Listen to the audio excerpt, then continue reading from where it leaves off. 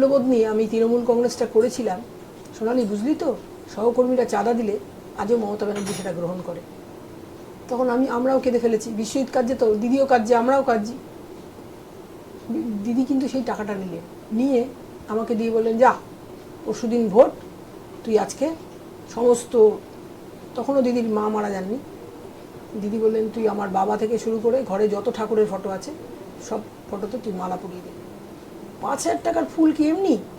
আমি টালিগঞ্জ টামলিপো থেকে ফুল আনতে গেলাম, আমার সঙ্গে সবসময় দিদি একটা গাড়ি দিয়ে রেখেছিলেন। আমাকে ফুলওয়ালা বলছে, ও দিদি আর কত মালা নেবেন? তখন আমি বললাম, আরও মালা দাও, আরও মালা দাও। তুমি জানো আমি এখন কাঠ বাড়ির জন্য মালা নিয়ে যাচ্ছি। বলতে কি ভাবলাম, হারে আমি তো মূল্যবোধের কথা হারিয়ে গেছি। তখন আমি বললাম, না না, কারোর বাড়ির জন্য, আমি আমার বাড়ির জন্য নিচ্ছি। বলে, আপনার বাড়ির জন্য এত মালা লাগে নাকি দিদি? তখন আমি বললাম, হ্যাঁ। তখন বলছে যে কি বলে, তাহলে নিয়ে যান। ও তো ফুলওয়ালা তো চাইছে তার যত বিক্রি হবে তাই।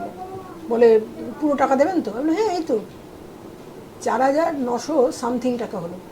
আমি পুরো টাকাই তাকে পেমেন্ট করলাম।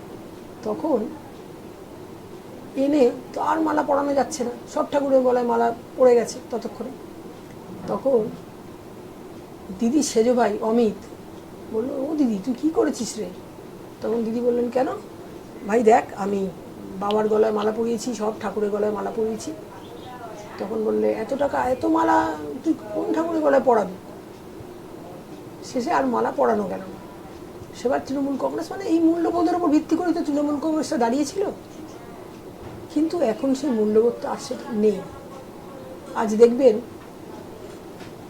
কত শিক্ষিত ছেলেমেয়েরা রাস্তায় বসে রয়েছে, সোনা চুরি করে, ঘড়ি চুরি করে, কেউ দলিল চুরি করে, কিন্তু তো মেধা চুরি করেছে তৃণমূল কংগ্রেস। আমাদের ঘরের অল্প বয়স্ক ছেলে মেয়েদের রাস্তায় বসিয়ে রেখেছে, গান্ধী মূর্তির পাশে, নিচে তারা বসে রয়েছে। তাদের কি চাই? তাদের শিক্ষার বিনিময়ে তারা চাকরি চাইছে। মেধা চুরি করেছে, স্বপ্ন চুরি করেছে তৃণমূল কংগ্রেস।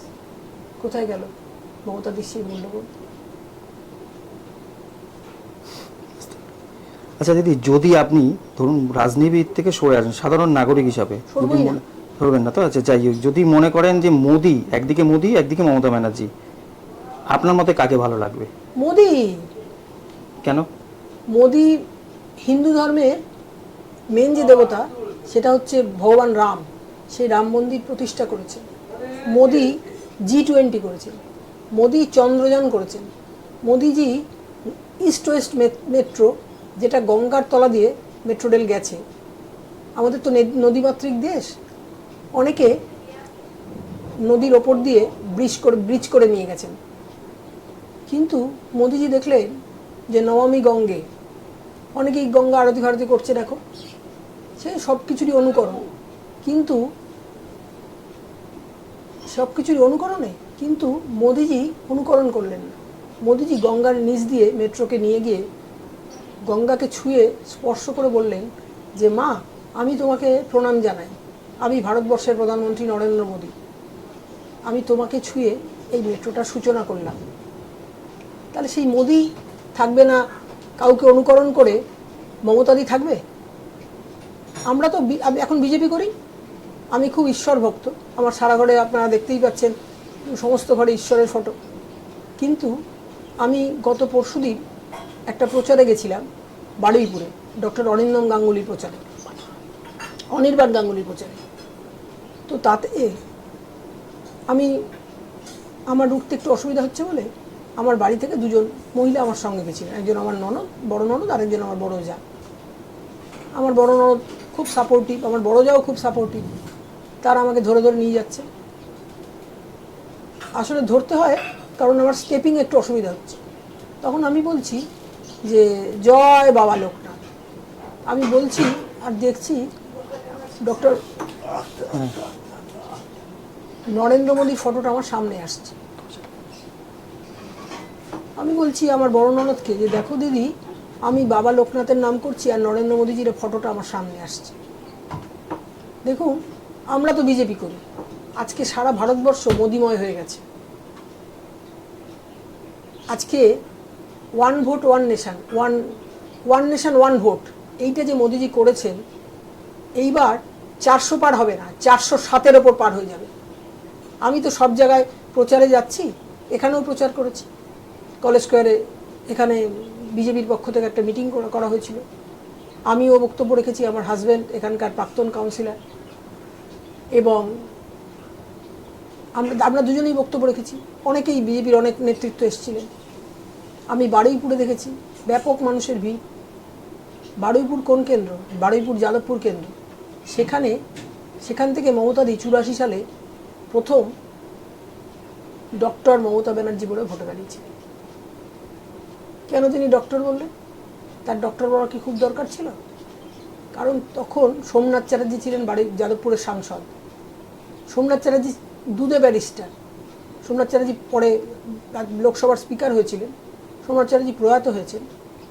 তখন দিদি সোমনাথ চ্যাটার্জির ডেড বডি বিধানসভায় এনে গান স্যালুট দিয়েছিলেন।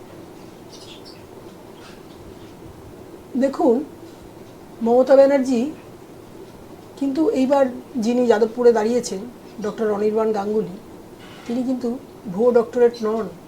তিনি যাদবপুরের থিসিস করা ডক্টরেট। ভদ্রলোকের ছবি দেখেছি, অত্যন্ত শান্ত সৌম্য চেহারা।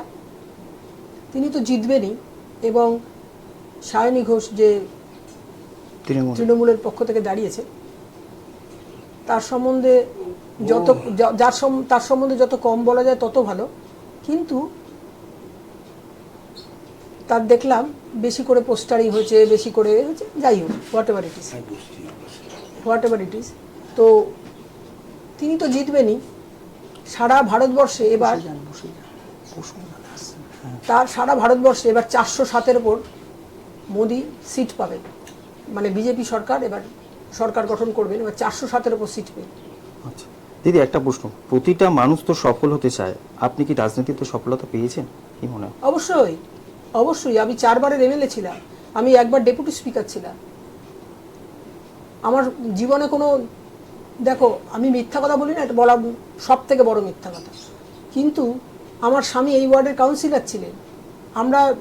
আমরা স্বামী স্ত্রী, মানে বিবাহিত অবস্থাতেও আমি, তারপরেও এমএলএ হয়েছি, তারপরেও আমি ডেপুটি স্পিকার হয়েছি। আমার স্বামী তখনও কাউন্সিলর ছিলেন। আজ আমার বাড়ির এই অবস্থা, তার মানে আমার বাড়িতে দুর্নীতি ঢোকেনি। আমার স্বামী এই ওয়ার্ডেরই কাউন্সিলর ছিলেন, এবং এখন পর্যন্ত তাকে কেউ হারাতে পারেনি। তার সিটটা ওই রোস্টার হয় না, কর্পোরেশনের একটা রোস্টার হয়, তাতে এই সিটটা মহিলা করে দেওয়া হয়েছে। তিনি তো আর লিঙ্গ চেঞ্জ করতে পারবেন না। তাই এই ওয়ার্ড থেকে এখন সুপর্ণা দত্ত বলে একজন কাউন্সিলর হয়েছেন তৃণমূল কংগ্রেসের পক্ষে। তার প্রতি আমাদের শুভেচ্ছা রইল। তাহলে আপনি বলতেই পারেন যে সফলতা পেয়েছেন একদম। হ্যাঁ, নিশ্চয়ই নিশ্চয়ই। আচ্ছা, এবার তৃণমূল থেকে, বাংলা থেকে কটা সিট পেতে পারে? আপনার এতদিনের অভিজ্ঞতা কি তৃণমূল কটা পেতে পারে? তৃণমূল কটা পেতে পারে লোকসভা ভোট বাংলা থেকে? তৃণমূল কংগ্রেস বাংলায় খুব ভালো রেজাল্ট করবে না। যেখানে যাচ্ছি সেখানেই তো সবাই অ্যান্টি তৃণমূলের হাওয়া দেখতে পাচ্ছি। তাহলে সব সিট যদি বিজেপি পায়, তাহলে বাংলা থেকে তৃণমূল 10-এর নিচে সিট পাবে, এটাই আশা করছেন? একদম। আর একটা প্রশ্ন দিদি, কেন্দ্রীয় স্বরাষ্ট্রমন্ত্রী অমিত শাহ দাবি করেছেন কেউ এসে সিএএ বদলাতে পারবে না। অন্যদিকে বিরোধী শিবিরের দাবি যে ইন্ডিয়া ব্লক ক্ষমতায় এলে বৈষম্যমূলক এই আইন বাতিল করা হবে। কি বলবেন? দেখো, একটা কথা বলি, এই দাঁড়াও এইটা উত্তর দিচ্ছি। বলে দিই, আমি বলিনি, দাঁড়াও না, তুমি আমার চাপছো তো। কালকে 13 জনকে নাগরিকত্ব সিএএ দিয়েছে দিল্লিতে। হ্যাঁ, ও তো একটু এখন টিভি কম দেখতে দিই। কালকে নাগরিকত্ব দিয়ে মোদিজি, অমিত শাহজির নেতৃত্বে প্রমাণ করে দিয়েছে উনি সত্যি কথা বলছেন, আর মমতা মিথ্যাবাদী। দিদি থেকে দিদি বলো, কি বলবেন এটা, এই প্রশ্নটা আপনার উত্তরটা? কালকে যেই প্রশ্নটা আপনি করলেন, সেই প্রশ্নের উত্তর তো আপনি পেয়ে গেছেন। একদম। গতকাল দিল্লিতে নাকি 14 জনকে নাগরিকত্ব দেওয়া হয়েছে। তাহলে নাগরিকত্ব কারার কোনো প্রশ্নই নেই। উপরন্তু নাগরিকত্ব দেওয়া হলো। তারা কিভাবে সিএতে দাবি করেছিলেন কিনা, সিএ তো পক্ষে আমরা, সিটিজেন অ্যামেন্ডমেন্ট অ্যাক্ট, হ্যাঁ। হ্যাঁ হ্যাঁ মমতাদি মিথ্যে কথা বলছেন, পুরো মিথ্যে কথা বলছেন। সিএ নিয়ে একটা বিভ্রান্তিকর মানে এর তিনি তৈরি করতে চাইছেন। যদি রাম রাজা হয় তবে সীতা বনবাসে যাবে। এখন রামই রাজা হলো না, সিএই চালু হলো না। সিএ তো গত কয়েক মাস ধরে বা কয়েক বছর ধরে চালু হয়ে গেছে। কালকে দিয়ে দিয়েছি। কারণ কি নাগরিকত্ব গেছে? আমার কাছে তো খবর নেই। অবশ্য মমতাদি তো অনেক বড় রাজনীতিবিদ, তিনি তো নিজেকে ভারতবর্ষের প্রধানমন্ত্রী ভেবে নিয়েছেন এখনই, তার কাছে খবর থাকতে পারে। টোটাল 45টা সিট দিয়েছে, পেলেও জীবনে হবে না। ওর স্বপ্ন থাকে। আচ্ছা দিদি, আরেকটা প্রশ্ন দিদি, আপনার মতন যে ধরুন তাপস রায় তৃণমূল কংগ্রেস অনেক দিন ধরে করেছে, সেই দলটা ত্যাগ করলো, আবার বিজেপিতে জয়েন করলো। সেই তাপস রায় উত্তর কলকাতার সুদীপ বন্দ্যোপাধ্যায় বিরুদ্ধে বিজেপি প্রার্থী হলেন, তাতে কতটা সুবিধা করতে পারবেন তাপস রায়? আপনি তো দেখেছেন তাপস রায়। হ্যাঁ, অনেক সুবিধা। দেখুন, সুদীপদা তো এখানকার এমপি ছিলেন। সুদীপদা ভালো কি খারাপ এমপি আমি সেই প্রসঙ্গে যাব না, কিন্তু সুদীপদা বলেছেন আমাদের বাড়িতে বসে, সুদীপদা দেখবেন এবারে 19শে জ্যৈষ্ঠ আবার বাড়িতে লোকনাথ ব্রহ্মচারী বাবার তিরোধান দিবস হয়, আমি বড় করে বাবার পুজো করি, তার মধ্যে মানে তাতে প্রসাদ বিতরণ হয়। সুদীপদা এইবার কিন্তু আসবেন, কারণ এইবার ইলেকশন আছে। সুদীপদা এই 4 বছর 11 মাস কতদিন সুদীপদার টিকিটটা পাওয়া যায় না। সুদীপদা এই ইলেকশন আসলেই তখন সবার বাড়িতে নেমন্তন্ন খেতে যান, সবার বাড়িতে সব অনুষ্ঠান কি বলে অ্যাটেন্ড করেন, অনেক সুবিধা করবে। তাপসদা জিতবে একদম। আচ্ছা, আরেকটা ব্যাপার হচ্ছে যে রাজনীতি এখন বেশিরভাগ দেখা যায় একে অপরকে বিভিন্নভাবে কুকথা আক্রমণ করছে। এই ধরনের আক্রমণ কি আগেও দেখেছেন আপনারা কোনোদিন? নিশ্চয়ই নিশ্চয়ই। মানে এটাই কি একটা বেসিক পয়েন্ট, আক্রমণ করাটা? দেখুন, আক্রমণ তো সিপিএম এর আমলে বেশি হয়েছে।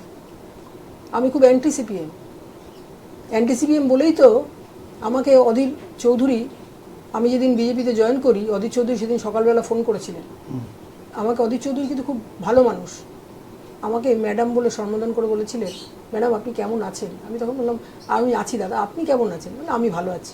ঠিক আছে। তখন যেই ছেলেটা আমাকে কংগ্রেসে জয়েন করাতে এসেছিল, সে বললো, ও দিদি তুমি বললে না আমি তোমাকে কালকে কংগ্রেসে জয়েন করতে নিয়ে গেছিলাম। তখন আমি বললাম, হ্যাঁ আমি এটা, উনি তো বলার স্কোপই দিলেন না, উনি লাইনটা কেটে দিলেন। আমি বললাম, অধীরবাবু আমি আপনাকে দাদা বলেছিলাম, এখন আপনাকে বাবু বলছি, কারণ আপনি দীর্ঘদিনের সাংসদ। আপনি যখন এমএলএ হয়েছিলেন, এমএলএ কন্টেস্ট করেছিলেন, আমি সেদিনও সাক্ষী। সেদিন মমতাদি আপনাকে টিকিট দিল বলে সোমেন মিত্র, মমতাদি গোপালনগরের মুখে, চেতলার গোপালনগরের মুখে মমতাদি একটা সাদা প্রাইভেট কারের উপর দাঁড়িয়ে গলায় কালো গামলে দিয়ে কি বলে শাল দিয়ে গলায় পেঁয়াজ দিয়েছিলেন। ছেলেরা গায়ে কেটে দিচ্ছে অমুক, তো দিদির তো তাতে কিছু আসা যায় না। তো সেই জন্য আমি বললাম, এখন আমি আপনাকে দাদা বললাম। তো বললাম, হ্যাঁ বলুন বলুন। আমি বললাম যে মানস গতকাল আমার কাছে এসেছিল। কে মানস? আমি তখন বললাম, মানস সরকার, যে 50 নম্বর ওয়ার্ড থেকে, যাকে আপনারা সজল ঘোষের বিরুদ্ধে প্রার্থী করেছেন। ও হ্যাঁ, আপনি মানসবাবুর সঙ্গে, ভাবুন একজন এত বড় একজন নেতা, তিনি মানুষকে মানসবাবু বলছে। আমি অবাক হয়ে গেলাম। অধীর চৌধুরীরা যে কেন কংগ্রেসে রয়ে গেল, অবশ্য কেউ কেউ আদর্শের ভিত্তিতেই তো কংগ্রেসে রয়ে যায়। তখন ও বললো, আপনি মানসবাবু, উনি বললেন আপনি মানসবাবুর সঙ্গে যোগাযোগ রাখবেন, আমাদের দরকার হলে আমরা আপনাকে ডেকে নেব। কিন্তু মানুষ তো আগেই বলে গেছে যে অধীর চৌধুরীকে দিয়ে আমি আপনাকে ফোন করাবো। হ্যাঁ, অধীর চৌধুরীকে দিয়ে আমি আপনাকে ফোন করাবো। অধীর চৌধুরী সেই ফোনটাই করেছেন। মানুষ না বলে গেলে অধীর চৌধুরী ফোনও করতেন না।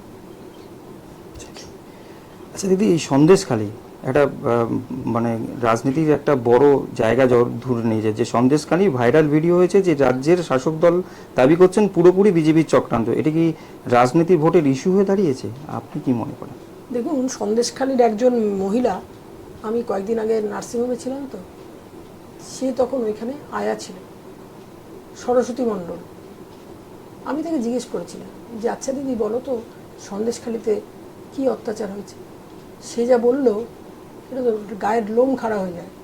সে বলল, হ্যাঁ দিদি নিশ্চয়ই হয়েছে, আমাদের রাত্রিবেলা করে ডেকে পাঠানো হতো, সবাইকে দিয়ে পিঠে বানানো হতো। কিন্তু সবাই ভুল করছে, সন্দেশখালীর সেই যে শাহজাহান, সে কিন্তু জ্যোতিপ্রিয় মল্লিকের সঙ্গে নয়, সে কার সঙ্গে সেটা আমি আপনাকে পরে জানাবো।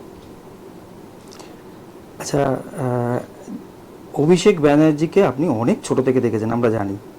আপনার এতদিনের অভিজ্ঞতা কি বলে এই তৃণমূল দলটা যে শেষের দিকে হয়ে যাচ্ছে, শেষের পথে, ঠিক অভিষেকের জন্যই কি? অবশ্যই। অভিষেক তো কোনো গণ আন্দোলন করেই ওঠেনি। মমতা ব্যানার্জি মানে একটা আবির্ভাব। আজ আমি বিজেপি করলেও বলতে ইচ্ছা করে, কারণ আমরা মমতা দিকে দেখেই কিন্তু তৃণমূল কংগ্রেসটা করেছিলাম। অভিষেক কোনো গণ আন্দোলন করেনি। অভিষেক তো আমি গেলে আমি দিদিকে নিয়ে বেরিয়ে যেতাম, তখন অভিষেক আমার দিকে ভাত ছুঁড়ে মারতো, ওই সোনালিটা আবার এসছে। তখন ওর মা বলতো, আর সোনালি বলে না বাবু, সোনালি পিসি বলো। অভিষেক কিন্তু খুব নরম মনের একটা ছেলে ছিল। আমাকে পিসি বলতো, আমার হাজব্যান্ডকে কাকু বলতো। এখন যে পিসি কাকু আলটিমেটলি উঠে গেছে, এখন সোনালি দিতে এসে পড়েছে, কিন্তু আমি এখনও তাকে সন্তান স্নেহ দেখি। না, ওর খারাপ হচ্ছে শঙ্কর দিচ্ছে। কিন্তু অভিষেক এখন আর আমাদের সেই সম্মানটা দেন। ভালো কাজের করে দেয় না, শঙ্করদের মতন ছেলেরা আছে বলে। ধরুন আপনাকে মমতা ব্যানার্জি কোনো সময় আবার দলে ডাকছে, আপনি কি সেই দলের না। সাড়া দেবেন? প্রশ্ন ওঠেই না, প্রশ্নই ওঠে না, প্রশ্ন ওঠে না, না প্রশ্নই ওঠে না। আর করবে। সর্বশেষ আরেকটা প্রশ্ন, যে সোনালী গুহকে সাধারণ মানুষ যে দাপটে সোনালী গুহ দেখতো, বিজেপিতে আবার কবে দেখবে তারা জানতে চাইছে। দেখুন, সেটা তো আমি বিজেপি কন্ট্রোল করি না। 4 তারিখে পর থেকে বড় তাহলে তুমিই বলো। বড়। হ্যাঁ বলুন। 4 জুন সম্ভবত লোকসভার ফলাফল ঘোষিত হবে। হ্যাঁ, তারপরে পোস্ট পোল ভায়োলেন্স নিশ্চয়ই হবে। এই রাজত্ব থাকবো আর পোস্ট পোল ভায়োলেন্স হবে না, তা তো হয় না। আগে বিধানসভা তো দেখেছি বেলেঘাটার অভিজিৎ সরকারকে কিভাবে মেরে ফেলা হয়েছে। সেই সময় সেই সোনালী গুহকে দর্শক, তাদের কাছে আমি কৃতজ্ঞতা ভরে প্রণাম জানিয়ে বলি, এই সোনালী গুহকে আপনারা আবার দেখতে পাবেন। আপনাকে অনেক ধন্যবাদ আমাদের সঙ্গে থাকার জন্য। নমস্কার। এইটাকে ধন্যবাদ।